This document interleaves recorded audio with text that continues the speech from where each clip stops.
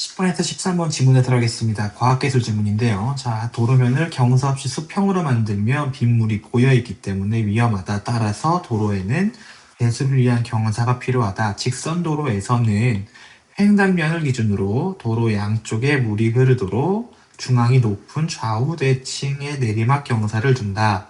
대수만을 고려하면 횡단 경사가 클수록, 자, 이 경사가 클수록 유리하지만 경사가 너무 크면 차가 한쪽으로 쏠리겠죠. 이쪽으로 쏠리겠죠. 그렇기 때문에 노면이 쏠릴 수 있고 노면이 젖거나 결병이 된 경우에 차가 도로 바깥으로 미끄러질 위험이 커진다. 이런 이유로 횡단 경사는 도로 포장의 경우 포장도로의 경우 2% 이내 설계 규정을 있는 중앙선 기준 도로폭 1m 땅 높이가 2cm씩 낮아지는 것을 의미한다. 그래서 2m면 몇 cm겠나요? 4cm가 되겠죠. 자, 곡선도로라고 하는 건 저희 이렇게 꺾인 도로를 얘기하겠죠. 차량이 곡선을 따라 주행할 때 차량을 바깥쪽으로 밀어내는 원심력이 작용한다.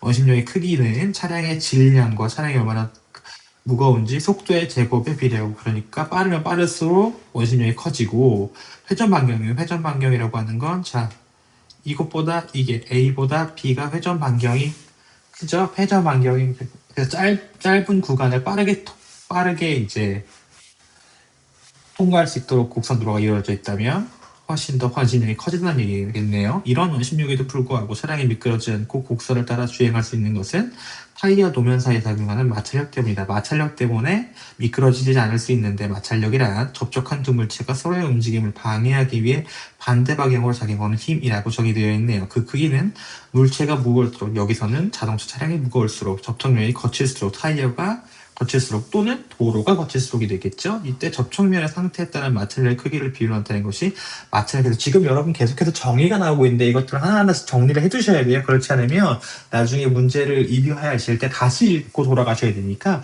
표시를 해놓으시든 정리를 해놓으시든 따로 하셔야 됩니다. 예를 들어 브레이크가 걸린 1톤 차량을 평평한 아스팔트 포장 위에서 끌기 위해서는 0.4에서 0.8톤의 필이 필요한데, 이는 마찰 개수가 0.4에서 0.8 수준임을 의미한다. 근데 노면이 어록으로 덮였다면 어떤가요? 노면이 접촉면이 거칠지 않으니까 마찰 계수가 내려가겠죠? 그래서 0.2, 0.3 수준으로 작아져서 차량을 훨씬 더 쉽게 끌 수 있다. 그렇게 되면 미끄러진다는 얘기겠죠. 도로의 마찰력이 차량에 작용하는 원심력보다 클 때는 안정적으로 주행할 수 있지만, 마찰력이 원심력의 크기와 같아질 때부터 차량은 도로에서 미끄러지기 시작한다. 도로를 포장할 때 내부에 작은 빈 공간을 두어 포장할 때 여기 안에 작은 빈 공간을 두어 물이 빠져나갈 수 있도록 제작한 다공성 포장이나 고무가루를 넣은 특수 포장재를 사용하면 마찰력은 크게 할 수 있지만, 평상시에는 마찰을 크게 할 수 있지만 비가 오거나 도로가 얼면 효과는 제한적이 됩니다. 이에 따라 도로 설계 단계에서는 도로의 마찰 계수를 결빙 시의 마찰 계수의 절반 수준이 0.1에서 0.16 범위로, 즉 예를 들어 볼까요? 1톤 차량이 0.1에서 0.16 톤의 힘만으로도 움직일 수 있기 때문에 이렇게 가정하게 되는데, 이는 결빙 시보다 최악의 상황에서도 안전을 확보하기 위해서 이렇게 마찰 계수 절반 수준인 0.1에서 0.16 범위로 가정하고 있네요. 그런데 곡선도로에서 직선도로와 같은 횡단 경사를 그대로 사용하면, 자, 이 곡선도로에서 직선도로와 같은 횡단 경사를 사용하면 원심력으로 해서 바깥쪽으로 미끄러질 위험이 커진다. 이를 강조하기 위해서 바깥쪽을 안쪽보다 높게 만드는 편경사를 이용한다. 편경사를 주면 원심력이 일부가 상쇄되어, 그래서 이렇게 빠져나가는 원심력이 일부 상쇄되어서 차량이 보다 안정적으로 주행할 수 있다. 그러나 속도가 줄거나 도로가 얼면, 다시 말하면 마찰력이 줄어들거나 또는 도로가 얼어 결빙되면 차량이 안쪽으로 미끄러질 우려가 있어서 편경사는 최대 8% 이내로 설계하도록 규정하고 있다. 편경사는 횡단경사와 달리 도로 중앙선을 기준으로 하지 않고 왕복도로 전체를 기준으로 적용한다. 왜냐하면 이쪽으로 되니까 이거 전체가 지금 움직이기 때문에 여기 전체를 기준으로 한다. 한편 직선도로와 곡선도로가 만나는 부분에는, 직선도로와 곡선도로가 만나는 부분, 이 부분을 얘기하겠죠. 완화 곡선도로를 준다. 이를 통해 직선도로에서 일정 반경을 지닌 곡선도로로 바로 진입하는 것을 막아서 운전자가 순간적으로 운전대를 틀어내는 어려움을 피하게 하고, 또 주행의 안전성을 위해 도로의 횡단경사를 완화 곡선도로에서 천천히 변화시켜서 곡선도로에서 편경사로 전환한다.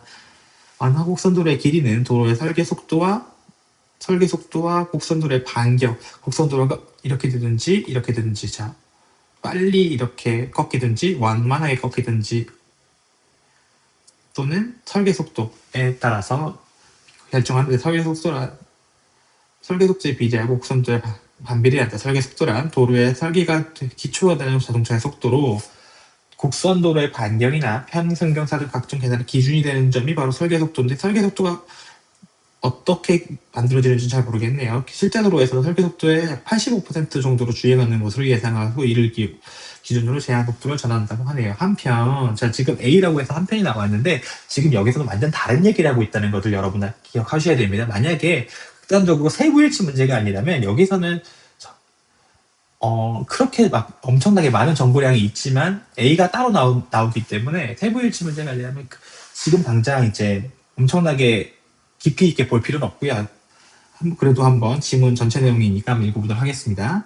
도로에 곡선이 있으면 운전자의 시야가 제한되어 전방의 물체를 미리 인지하기 어려워집니다. 왜냐하면 넘어가서 어떤 것이 있는지 알 수 없기 때문이죠.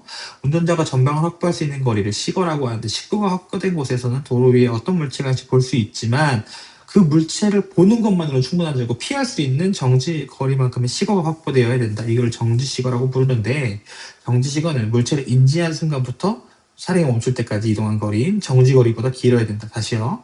정지 시거는 정지거리보다 길어야 돼요. 인지? 멈춤. 멈추려면 어떻게 해야 되나요? 브레이크를 밟아야죠. 운전자가 물체를 보고 나서 브레이크를 밟을 때까지 시간이 걸리는데, 이쪽 제동 반응 시간이라고 부르고, 이거 제동 반응 시간이라고 부르고, 이때 차량의 주행 속도에 따라 이동한 거리를 제동 반응 거리라고 부른다. 여기를 봐야겠네요. 정지 거리는 여기에 브레이크 작동 후 차량이 멈출 때까지 이동한 제동 거리 합으로 이루어진다. 사람마다 주행 속도와 제동 반응에 차이가 있지만 도로를 설계하는 단계에서는 2.5초로 구정하고 있다. 여기에 설계 속도를 곱해 제동 반응의 거리를 산정하고 설계 속도를 기준으로 제동 거리를 산정한 후 정지 거리를 확보하도록 설계하고 있다라고 해서 도로의 설계 방식들을 설명하고 있습니다.